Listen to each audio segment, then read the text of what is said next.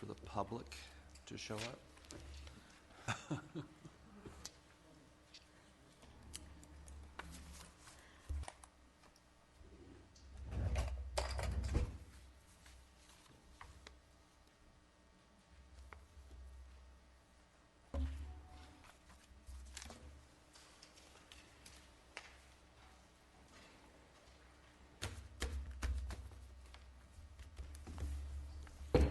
Good morning. Welcome to the March 18th Board of Supervisors meeting. Would you please join me as standing and saluting the flag to our country, be led by Supervisor Worthley, and remain standing for a moment of silence. Ready, salute. I pledge allegiance to the flag of the United States of America and to the republic for which it stands, one nation under God, indivisible, with liberty and justice for all.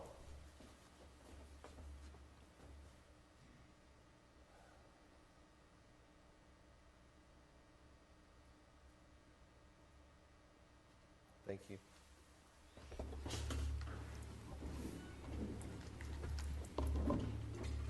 We'll begin the day with the Board of Supervisor matters. Supervisor Innes.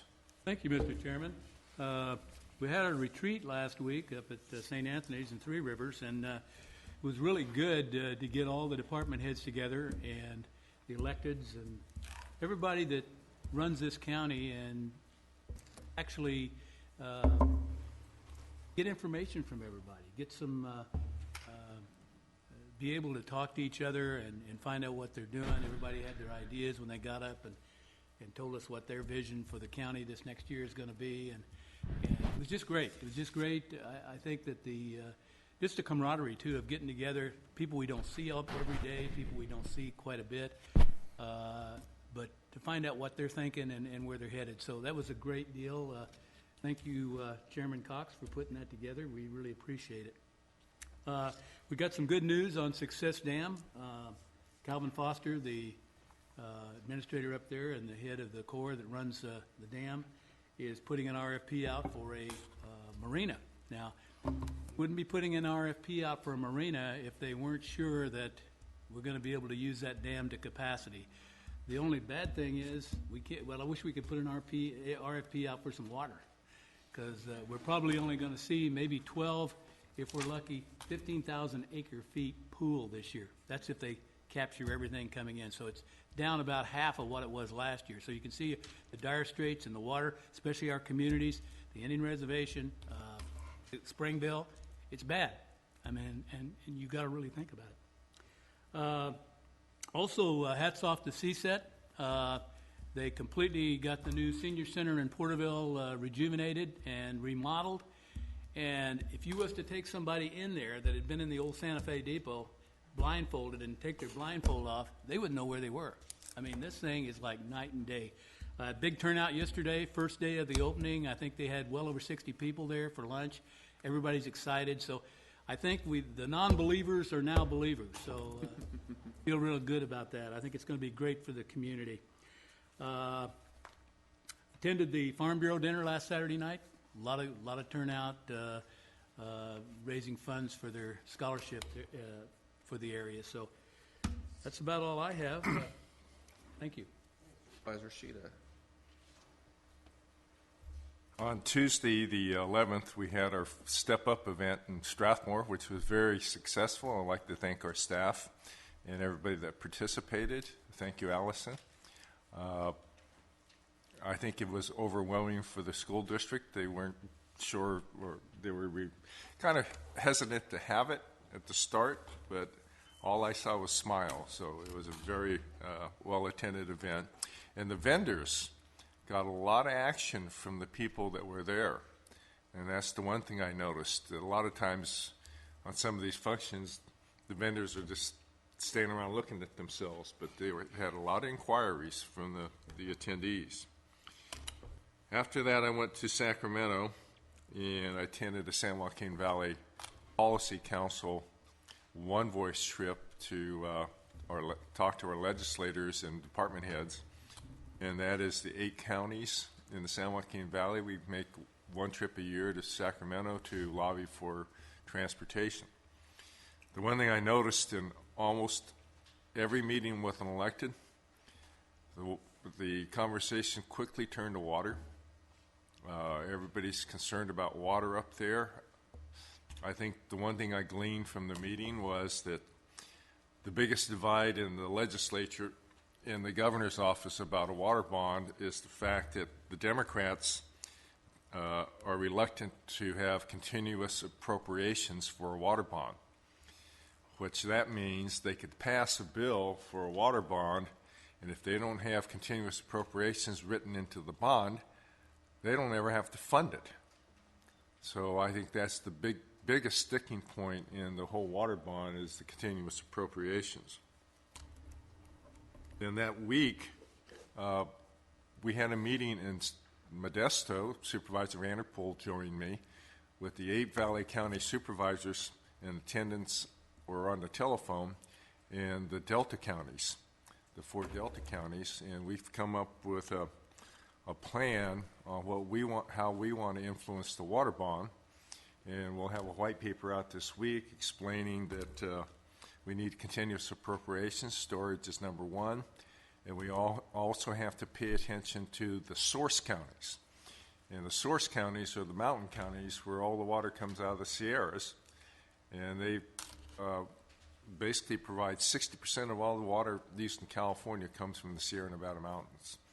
So we'll have the white paper out, and we hope to get more support from other counties on board when we finally come up with specifics of what we want to see in a water bond. But I can assure you that a $3 billion figure will be the minimum figure for surface and groundwater storage. Then the following week, I ended up again last week in Sacramento, and I attended my first Sierra Nevada Conservancy meeting in 6 years. I'm back on the board of the Conservancy and will serve for 3 years on that board. We had a reception at the old governor's mansion, which was kind of unique, and I can see why Nancy Reagan didn't want to move into it. It's a unique building. It's now a state park, but boy, the upkeep of that place and deferred maintenance would cost a fortune. And tomorrow I'm headed to, well, tonight I'm headed to the California Freight Advisory Committee meeting, and we're trying to come up with our freight movement plan in the state of California, and that meeting will be in San Bernardino. That's all I have. Supervisor Worthley. Beautiful San Bernardino. Mr. Chairman, thank you. Not having had a meeting last week, there have been a lot of things that have happened in the intervening period of time. On the 7th, the Wood Lake Chamber of Commerce banquet was held when they honor businesses and people of the year. It was well attended. I attended the CalCog conference in Monterey, a little different than San Bernardino, last Wednesday and Thursday. A big part of that conference was looking at remote sensing of your vehicles for mileage driven as a way of raising funds for road construction and maintenance. And we had 2 speakers from the state of Washington and the state of Oregon. Oregon came within 1 vote of actually passing legislation that would have used this as a means.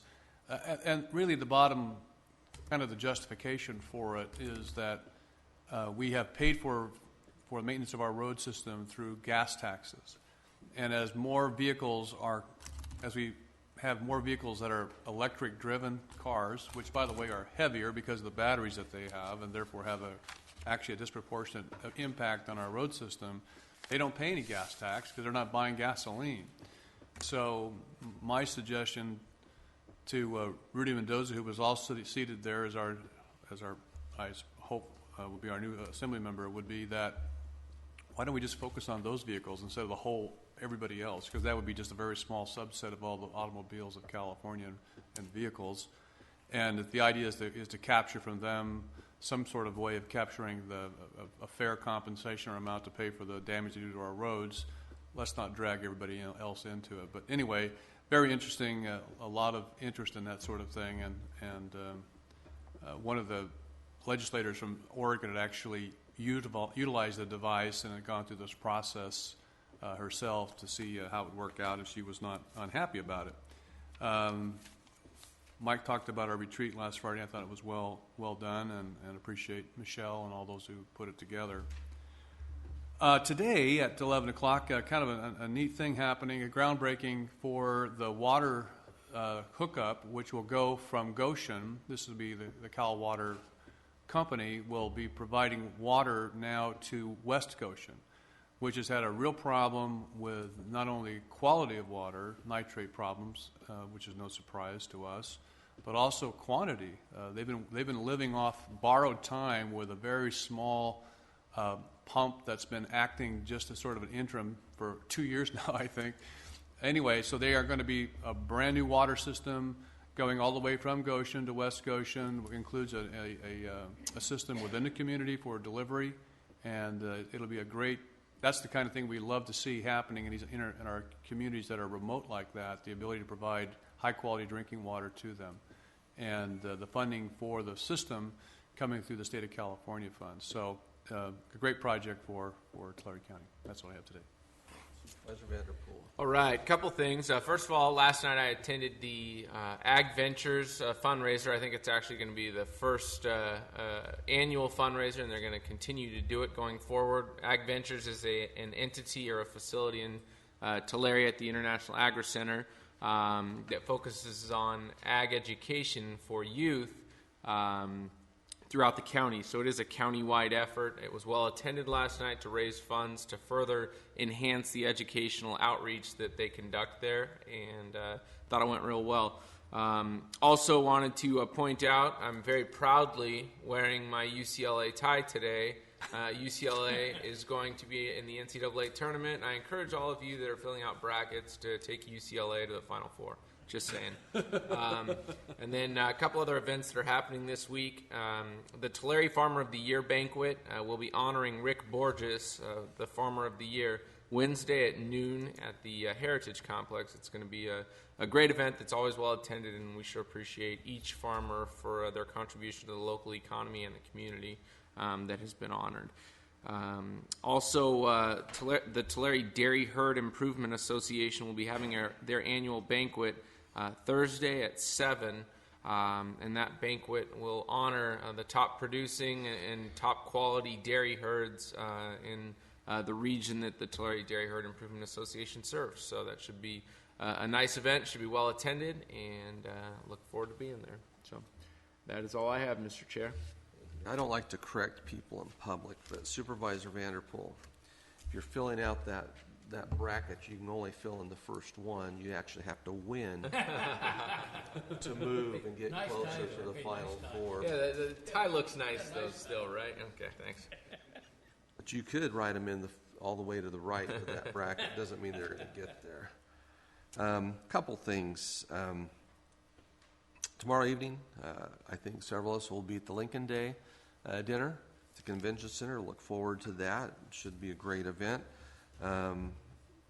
For folks to put in their calendar, May 8th, the Step Up Challenge will be concluding, and at the Fox Theater, starting at 6 p.m., we'll have the awards ceremony. We currently have 24 schools participating, high schools and junior highs as well from all 5 districts, and so that'll be an exciting evening full of fun and excitement for the youth there. So May 8th, 6 p.m. at the Fox Theater here in Visalia. I wanted to give my perspective of the retreat that we had on Friday. It was great to have all of the department heads there, to get to know them, to get to talk with them, to spend time with them, and then to talk about our vision for the county, their vision for their departments. It was a very, I think, a very successful day, and we've already had requests from department heads to make sure we don't let this slip, that we do it again, that we continue this momentum that we built up. So it was a very, very good day. I was happy for the attendance. The retreat area was, St. Anthony's retreat was very appropriate, was very nice, and I appreciate everyone's attendance. That was well attended, well put together. The facilitators we used did a good job. I heard someone mentioning it was going to be like herding cats. Well, I think it was worse than that because some of the cats had cell phones. But I think next year what we will do is we'll put a basket at the front door and require all cell phones, personal and business, to go into the basket. Other than that, I think it was very successful, and we'll look forward to a report. I'd like to advise the department heads, we will have a survey going out within the week. I'd like you to fill that survey out, give us your honest feedback, and it will be anonymous, so you can say whatever you'd like to say. Okay, we will now move on to our public comment period. I do have a request from Brian Thoburn, Southern California Edison. Mr. Thoburn, good morning. Good morning, Mr. Chairman and board members. First, I don't want to contribute to the ugliness that is the NC2A tournament, but I would remind Supervisor Vanderpool that there are other teams in the tournament, including my alma mater, Go Aztecs. So,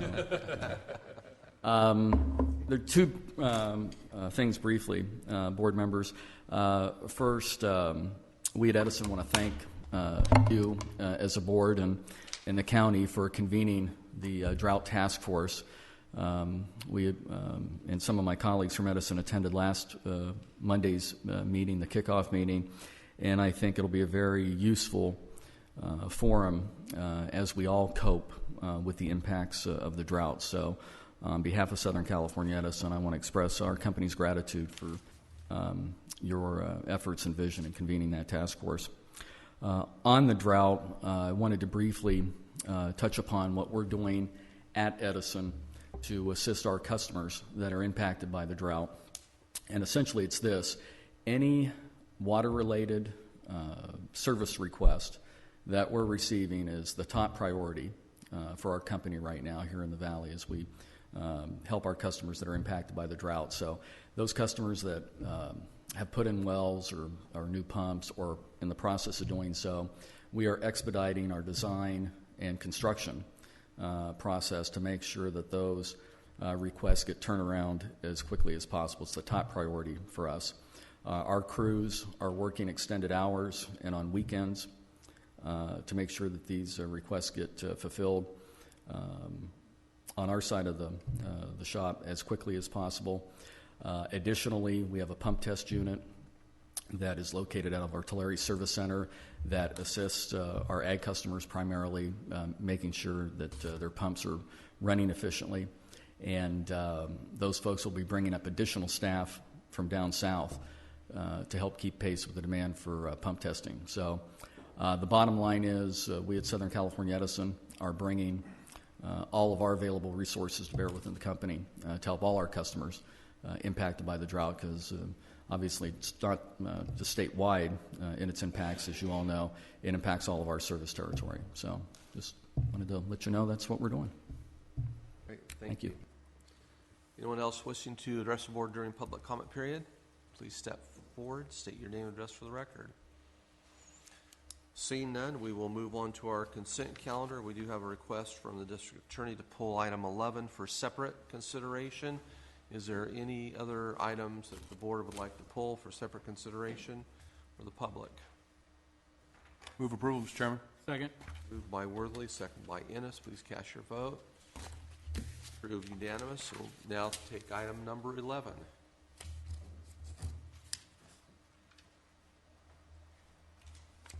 Morning, members of the board, Mr. Brousseau and Ms. Bales-Lang, and Dan Underwood, Assistant District Attorney. We asked that item 11 be pulled. The original request had been a request to purchase 3 vehicles. We have just revised that downward to 2 vehicles. We took another look at the needs of the office and decided that 2 should be sufficient to meet our current needs. So that is the only revision to the item.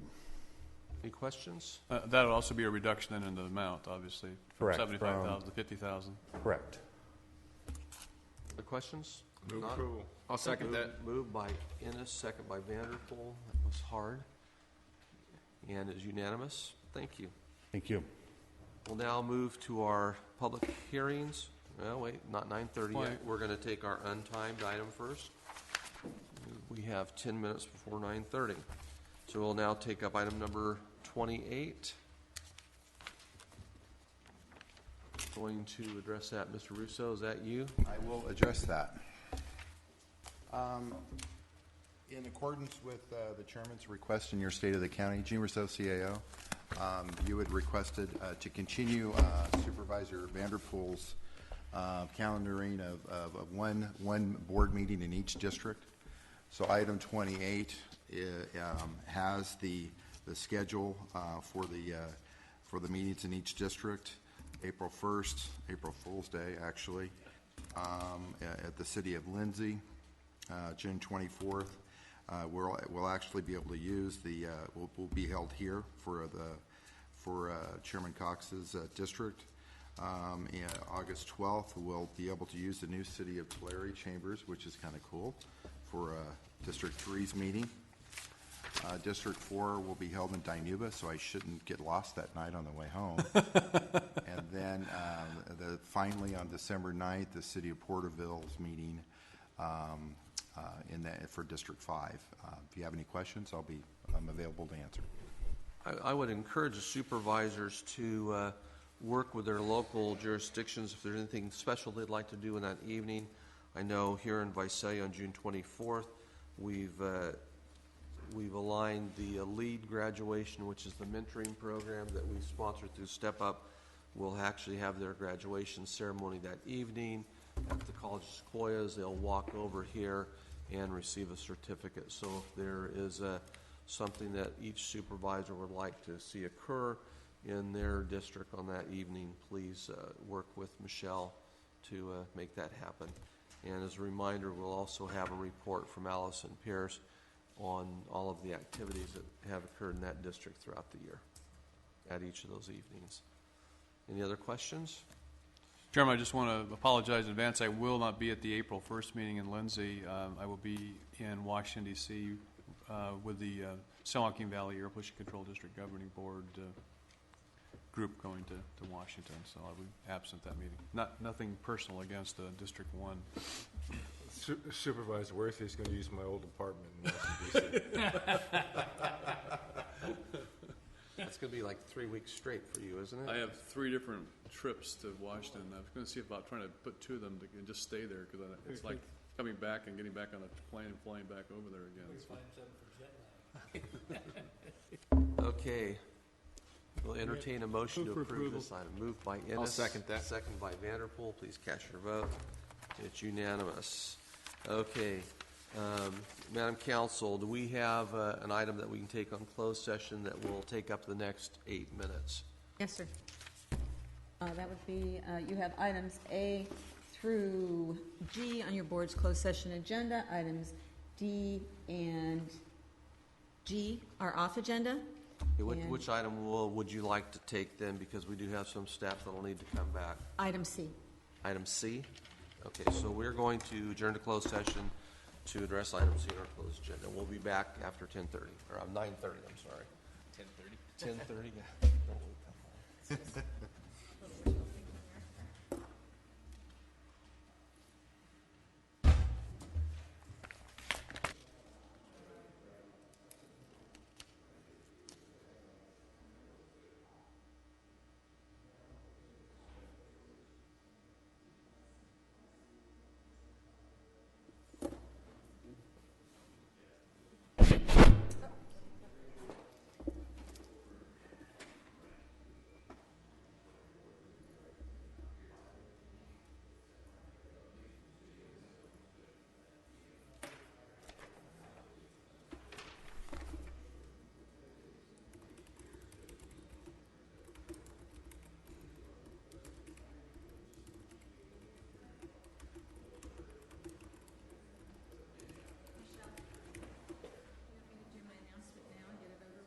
Sure, if you want.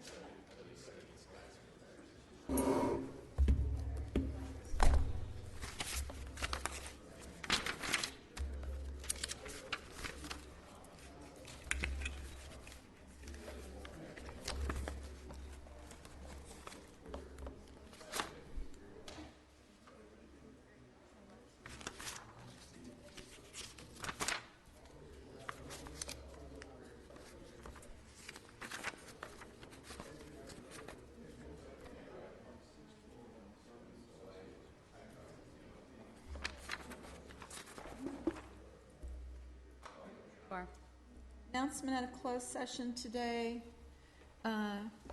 March 18th, 2014, by Kathleen Bales Lane, County Council.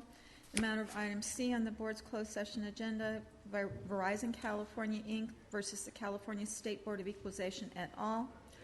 The board voted to provide a defense in that action on motion of Supervisor Worthley, seconded by Supervisor Vanderpool, on a unanimous vote.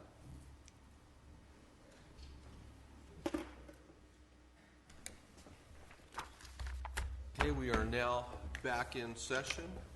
We'll take up our first public hearing, which is item number 3. Request from our county librarian to approve the proposed changes to library fines and fees. Most importantly, free. He looks different today. A little different from the retreat, yes. And if I showed up like this, it wouldn't be very relaxing, I think. Good morning, Supervisors. I'm Jeff Scott, County Librarian. Today I'm requesting some changes in the library's fines and fees. We're requesting that the DVD borrowing fee decrease from $1 to $0, essentially eliminating it. Audiobook disc replacement fine, increasing the fine from $6 to $10 per disc in order to recoup costs on the actual cost of our paying for that disc. Audiobook overdue fine, decreased fine from $1 a day to 25 cents a day to make audiobooks consistent with other book fines instead of treating it like videos. The change in fine and fees is to recoup costs for audiobook replacement, staff time, and to make the library services consistent with surrounding libraries. We're currently the only library in the Central Valley to charge for DVDs borrowed. We also borrow material from other libraries in the San Joaquin Valley Library System, whereas if they went into other patrons went into those libraries, they would get the same DVDs for free. So we're essentially charging for DVDs from other jurisdictions as well. I'm happy to answer any questions you have on the fines and fees. Just a comment. Jeff, I think it's really great that you're doing this because we have a lot of residents. I know in Early Mart, for example, the students go to school in Delano and might utilize a Kern County library, and when they're back in Early Mart, it'd be nice for them to be able to return as the same they would in Delano. So I think it's really nice to see you not only raising some fees that are appropriate to recover costs, but decreasing fees where appropriate to make them consistent with other counties. So I think that's great. Thank you, Supervisor. Any other comments? No, was you losing a lot of discs? Is this what this is all about? Or is The dollar fee initially? I think it was initially imposed in 1990, and that was when the libraries first considered videos, and it was a new format, new level of service, and I think it was competing with Blockbuster and other video stores at the same time, and I think it was intended not to hurt local business by having it for free. Of course, the market's changed a bit since then, so it makes sense to remove it now. About lasted Blockbuster. Yes, I've made several jokes about libraries outlasting Blockbusters. So,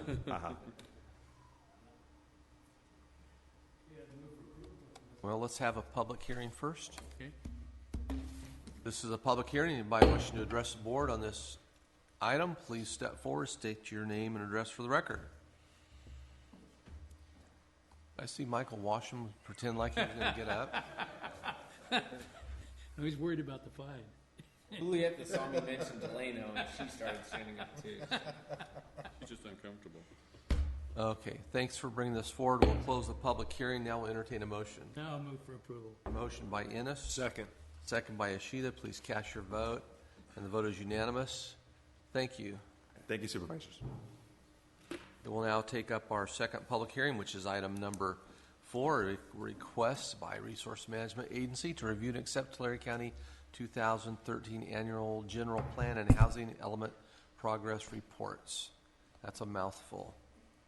Thank you, Mr. Chairman, members of the board, Mr. CAO, Council, Mike Spada, RMA. The matter before you is a public hearing that relates to the annual update for the General Plan Report as well as the Housing Element Report. This is a fairly routine matter. However, I would like to highlight for you several important aspects that show the continuing forward movement and progress of RMA in the area of planning, development, grants, and infrastructure. First, let me turn to community plan updating. In December of last year, your board initiated general plan amendments for the updating of 3 community plans, namely Traver, Goshen, and Pixley. The common denominator with regard to those 3 community plans was Highway 99 corridor development, both in terms of economic development, planning, zoning, and infrastructure. The essential feature that we are endeavoring to accomplish with regard to those 3 community plans is that through the planning process to establish as much by right activities so that we can bypass, to the extent feasible, the discretionary permitting, so that once the community plan updating process is completed, the rezoning will be a very routine matter. The rezone can tear off the EIR so that we won't have another year-long delay with regard to the zoning. Once the zoning is done, then our goal is to try to as many economic development and business-related activities subject to ministerial permitting, namely building permits. So that is a key feature. The other aspect, important aspect with regard to those 3 community plans in particular, is what we refer to generally down in RMA as the TCAG-related projects, namely complete streets, safe routes to schools, bike and ped, CMAC, and what we do project in the short term, the cap and trade projects. What we are endeavoring to do through this process is do the appropriate infrastructure planning so that we can move or accelerate the construction of those projects as rapidly as possible.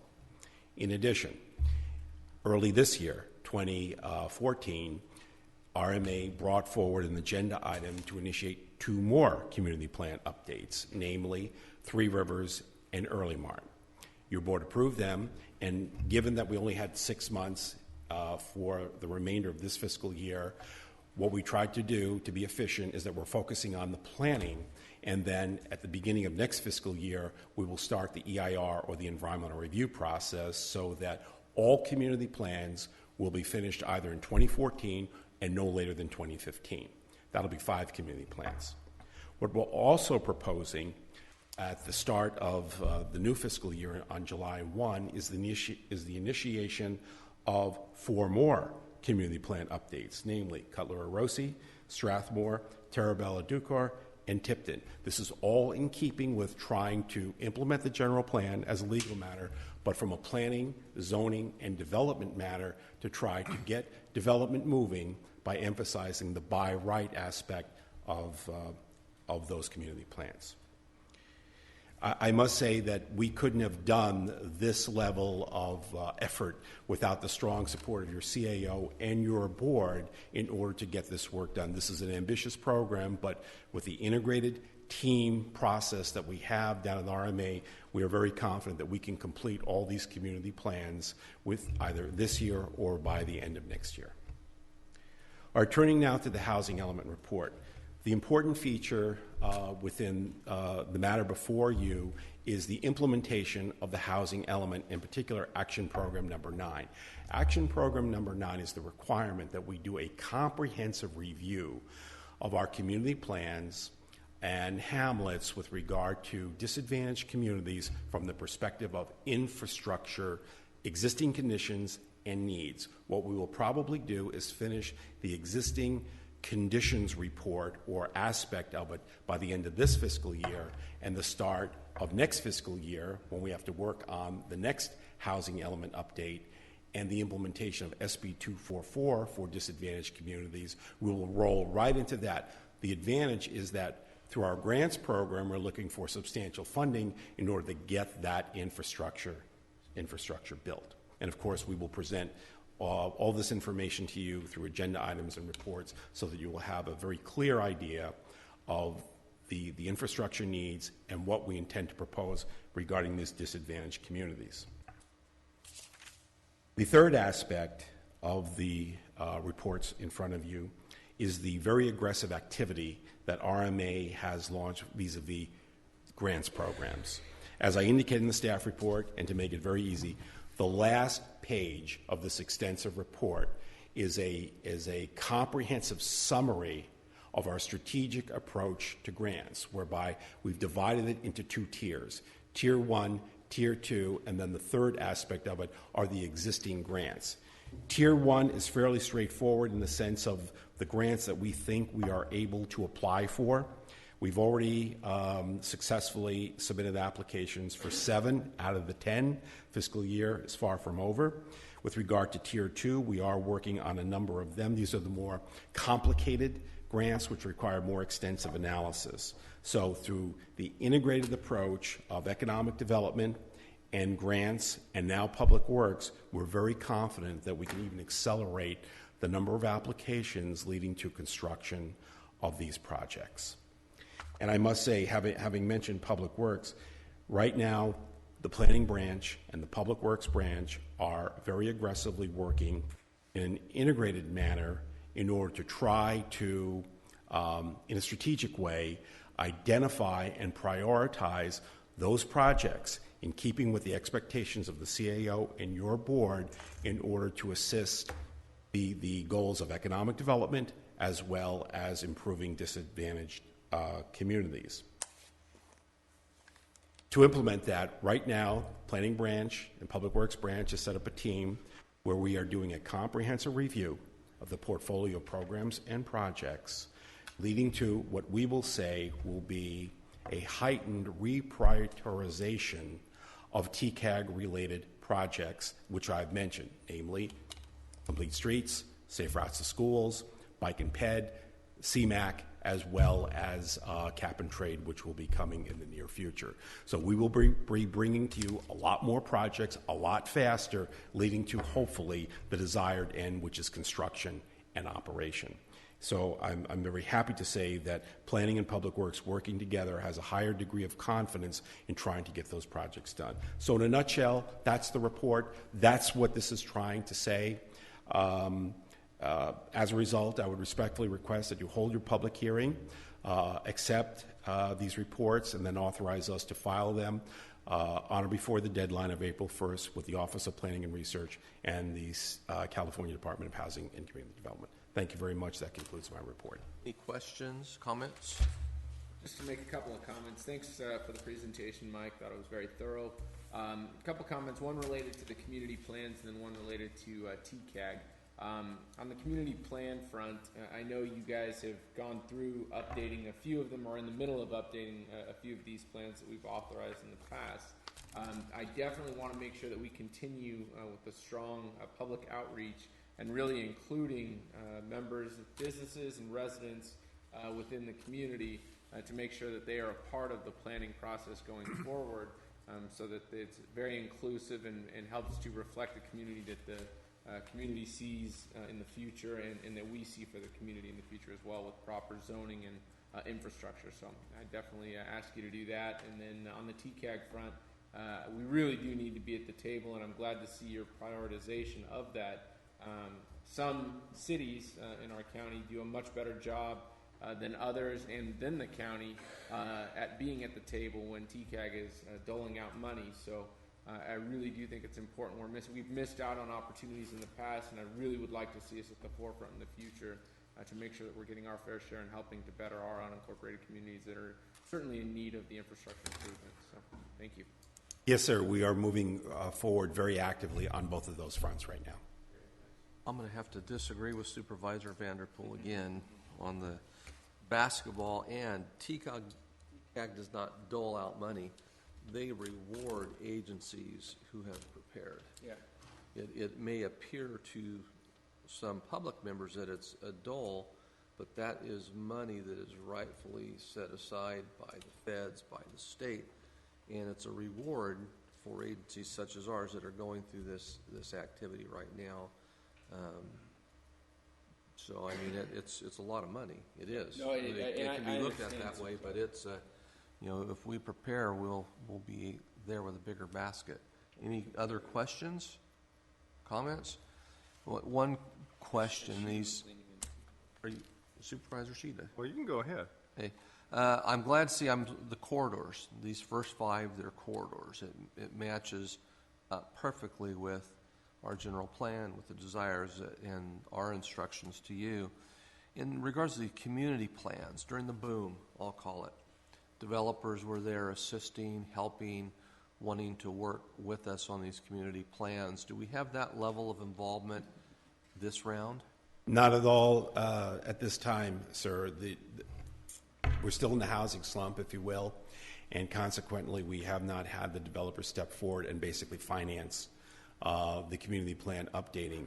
But we are aggressively moving in that direction to prepare for the uptick in housing activity. First and foremost, we think we're doing very successfully in terms of economic development. You've received reports with regard to building permits, commercial building permits, industrial building permits. So on the economic development front, we are doing very well, even though we are probably still in the midst of the recession.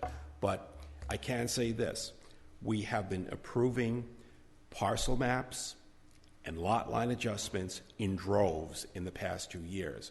So we have a shelf of approved discretionary entitlements that are just ready to go vis-a-vis the building permits, and working very closely with our building official, Dennis Lehman. We talk about this all the time.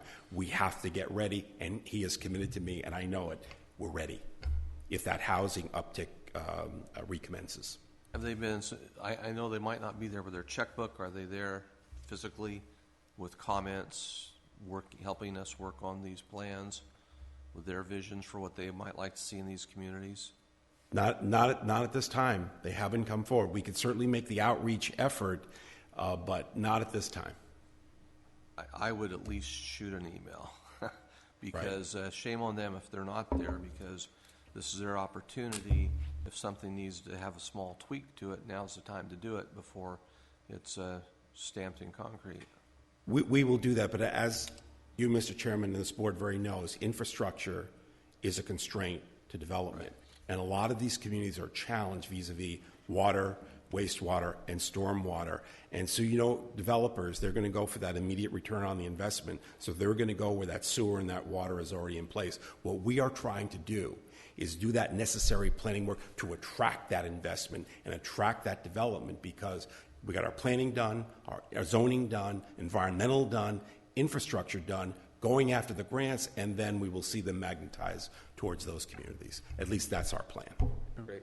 Just to follow up a little bit with that, Mike, I know we've had this conversation before about Goshen, and what might be useful would be if we could get some folks who are engaged in the commercial side of life, bringing some reality to, you can ask the public what they would like in terms of a town center and so forth, but the reality is that you really have to take advantage of your proximity to the 99 and take advantage of the business opportunities which the highway presents itself to leverage development within a community the size of Goshen. And it would be helpful, I think, if we had folks who are, who build or invest in the fast food restaurants and in the motels and the hotels and that sort of thing at the table, so they could bring that insight into where they would look at building, what are the terms and conditions that they would be looking for. Because I just think that a lot of times the folks who are, in a residential situation, they have their hopes and aspirations. They may not mesh with economic realities. And so it might be helpful in that regard, even if they're not planning on doing something, if they would at least lend their expertise in some regards to what are the development needs for a developer to come into your community, and where. A location is so very, very critical, we know, in any type of development. So just a thought. No, thank you. The direction is clear and well taken. And Mike Washerman and Aaron Bach, who are leading the management of these community plans, I know will take those words to heart and carry out your direction. Thank you. Supervisor Sheeta? If and when we get a water bond passed, there's going to be a substantial amount of money for disadvantaged communities on cleaning up water. I'm pretty sure, I'm hopeful that we'll get a bond passed. So you may be looking at needing someone that has a little more water expertise on the grants and needs. So we have that in-house now at the Board of Supervisors under Gene's office. The other thing I didn't mention about influence of the water bond, I truly believe that the water for disadvantaged communities as it stands are for unincorporated communities. But we have incorporated cities within our county, and every county does, that are disadvantaged cities. So We're also trying to return disadvantaged communities and cities together in this bond. One more thought, Mr. Chairman. It occurred to me based on what Mr. Arcidi was saying that this is why it's so important for us to do this planning. Because going back to a number of years ago when the Department of Agriculture was providing funding for public projects, and especially in light of like sewer capacity, it was existing population plus 10%. And now that became the constraining factor because they built an undersized system. So if we can have a plan that says our plan is to have a community here of 5,000 people, let's say where there's now 2,000 people, hopefully we could turn that into, when it comes time to get the funding from whatever source, it would be for providing that water system, it would be sized to fit the plan as opposed to size to fit the existing population, because that becomes a tremendous constraint going forward in the future. And I think to follow up on Supervisor Worthley's, is some of these will be regional systems, that we need a plan for those regional systems.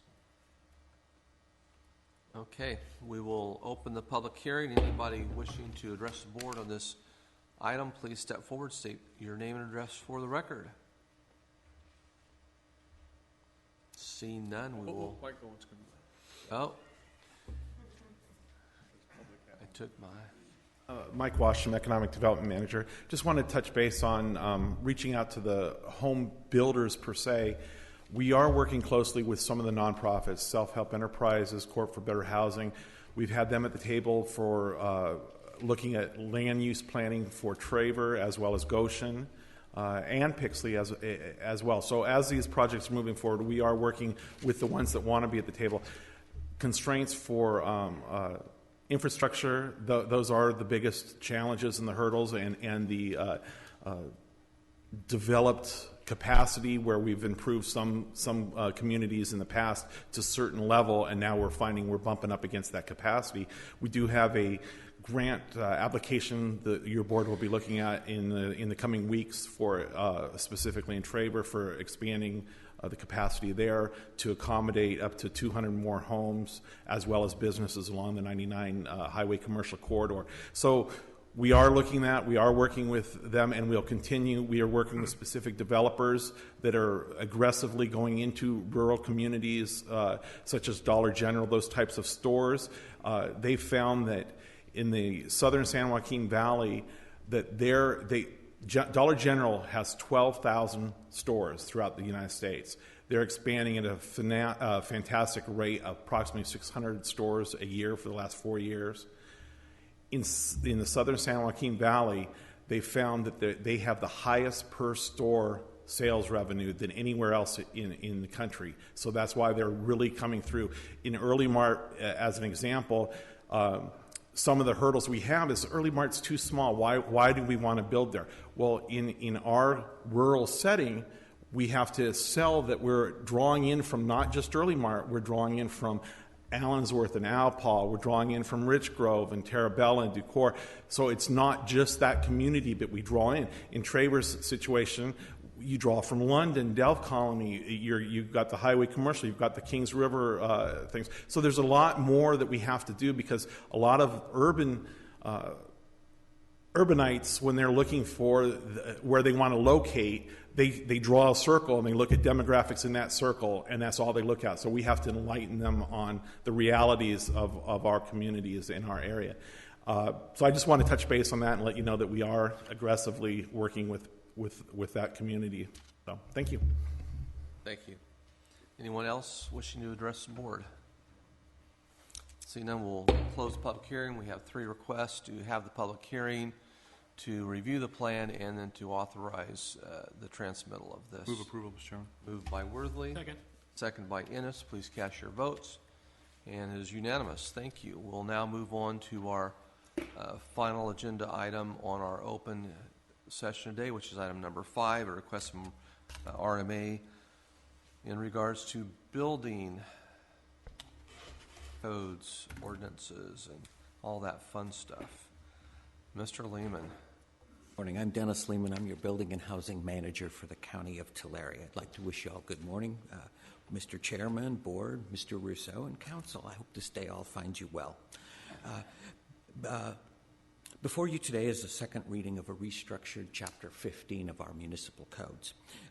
Basically what we've done is we've gone through it and we've just cleaned it up. It was kind of all over the place. There were references to books that were no longer published. There were references to sections that no longer were in existence. And it was not very gender neutral. It was always he, figuring the building and fire code. So we've gone through and cleaned that up. But Chapter 15 is where we house all of your building codes. And this restructuring effort was really for a group effort. We sat in rooms together till 6:30, 7 o'clock at night. My wife was beginning to wonder where I was, but I can assure you I was with Chief Green and his excellent assistant. And Will Jackson from County Council was outstanding. Talk about herding cats. Will kept us from wandering very far. He didn't have to take our cell phones. He just asserted himself, but he was outstanding to work with. When we started the project, we had 3 goals. One was to adopt the new state codes. It's the California state codes. It's the international building codes amended by the state of California. It's a 3-year cycle. You'll see me back in 3 years. And so this proposal does that. And it was also to reorganize the chapter. We gave the chapter every book, every code book, the electric code, the mechanical code, the plumbing code, has its own article now. So when we refer to something, we refer to that article, and that houses those books. It's a little bit easier for us. We're pretty simple guys, and we need to get that to where it works that way for us. And that worked out real well. The organization seems well. I suspect, and Jake and I have spoken about this, who sat with us the whole time, that probably in about a year and a half there'll be a little bit of a cleanup here, some language that we've stumbled on a little bit, but we will be back with you. So the first was to adopt the codes, the second was to reorganize it goal, and the third was to provide for local amendments. And in your packet, you have one of the local amendments, which I'd like to highlight a little bit, and that are mobile homes over 10 years old being moved or relocated within the county have an inspection prior to that being done. We have found that old mobile homes tend to have a lot of deferred maintenance. We also found that the state database, there is not a state database that this mobile home was condemned in Fresno County or Kern County or Kings County. There is no state database. I believe what's happening is we're getting someone's off-fall. Okay, they're saying, get this out of my county, this is deplorable, and we're getting it. And it's on the site, and we would like to inspect them before they arrive in our county or be relocated within our county. Doesn't mean that a mobile home, 15 years old, being inspected, is not in wonderful condition. I have seen them. We would like the opportunity to go there. It is the exact same process, little differences, but of relocating a house.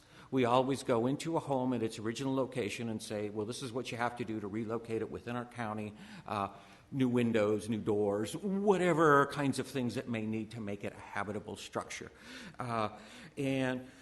We found that the Resource Management Agency and the fire department has worked on this. There's 6.5 fires per year in these older mobile homes. And we've had deaths, loss of property, and it doesn't feel good. It doesn't feel good on my watch, and I know fire is very concerned about that as well. So that is one of the proposals that we have. This is provided for in State Code Section 65852.3, authorizes local legislative bodies to provide for these required inspections on mobile homes of 10 years. The state recognizes it. They recognize that these things have a lot of deferred maintenance, and we're here to be able to stop that, and we're asking for the authority to do that. Also, during these proposed amendments, we are moving all of the fees that were located in Chapter 15, and we're moving them to the fee schedule. Okay, it makes sense. We adjust the fee schedule once a year, and we don't have to get into other chapters and start monkeying around or forgetting. And so they'll all be located in one, and we'll be back at you at April. I need to assure you right now that there are no fee increases here. Okay, we're not slipping anything in. We're doing well, but there are no increases here other than the cost of this inspection for the mobile homes of 10 years old. Wasn't done before, but we are using the same fees that we use for the homes that are being relocated. So it's the same process. We generate a report. If in fact the mobile home has some deficiencies and they can be repaired, we will give them the list and indicate to them what would need to be repaired prior to moving that in. And that pretty much concludes what I have here. So, any questions? Any questions? I have a comment. Yes. I think this is an ongoing problem, and I know all the supervisors have probably seen this in the district. Somebody moves an old junker mobile home in on a piece of property, sets it up, and it's being occupied. The thing's falling down. Yeah, Or I've seen it. 5. Yeah, R5. But I mean, this is something that has been much needed in this county, and I'm so glad you're bringing this forward. Well, we talked about it. We talked about a number of places that it could be, and it just dawned on us. It needs to be right here. This is where it needs to be. Supervisor Vanderpool. Dennis, would you come back and make more presentations here? Because I enjoy them. You do a great Okay, job. no problem. That'd be I fantastic. can go on for another hour or two. Just make things up. I mean, just come and talk to us. You do a great job. I think this is really a great thing, and definitely supportive of it. I think it fits right in with the nuisance property abatement type cleanup throughout the county. This is just dealing with mobile homes, which often sit on some of these properties, but this is holding all residential units in the county to similar standards of inspection and making sure that we're doing our due diligence to make sure that these homes are safe for the people that live within them. So definitely very supportive of that. Our goal as well. One of I made a comment yesterday in front of Kathleen's Bell Lang about, just wrapping things up. She says, "Oh, no, this was a big, big project." So I want to thank you for working on this. And it seemed like, was this Will's, was Mr. Jackson's first, out of the frying pan into the fire project? He'll be back in front of you on medical marijuana, so, yes, I guess this is the We don't want warm-up to set for that. We that. don't want to set that on fire. We've already started, no pun intended, huh? We've already started those meetings with Will in that regard. Okay, this is In addition to, there's some environmental document that needs to be adopted with this as well. Okay, this is a public hearing. We'll open the public hearing. Anybody wishing to address the board on this item, please step forward, state your name and address for the record. After all that work, Mr. Jackson, you don't want to say a thing. Oh, wow. Well, since you called me out on it, Mr. Chairman, I feel like I need to come up here. Good morning, Mr. Chairman and the rest of the board, Mr. Rousseau, County Council. This has been a collaborative process, and what I'd like to point out to you, the easy route would have just been to adopt the California building codes. However, with Mr. Raper's vision and this group effort, we were able to actually see what else needed to be changed. In fact, there now section numbers have they also reference the name of the section to make it more user friendly, and it's much more efficient. And it was the county chose not to just take the easy route and just kick the can down the road. Instead, it was much more detailed and involved process. So I think it speaks highly of Mr. Raper and the fire department and Chief Green and Mr. Lehman, who were involved in this process. So, Thank you. Anybody else wishing to address the board? Seeing none, we'll close the public hearing, bring it back to the board for action. Mr. Chair, I'll move for approval of this item. I'll Moved by second that. Vanderpool. Before we vote, seconded Mr. by Chairman, I just Dennis. wanted to say, I think to follow up on what Mr. Vanderpool said, that I think we should have an award. We'll call it, I was thinking we could call it the Roland Hill Award, because Roland Hill could take assessor's business, which is not the most exciting thing, and make it quite enjoyable. Yeah. And I think Dennis would be a good candidate for the first representative. Okay, we'll bring that up when it's agendized. Please cast your votes. And as unanimous, thank you very much. Thank you, Mr. Lehman. And thank you to the whole team for working on this. We know this was a big job. Yeah. Okay, we do have a few items of closed session remaining, Madam Counsel. Yes, we do. Items A, B, and E. I do not anticipate any further announcement. Thank you. We'll adjourn to closed session.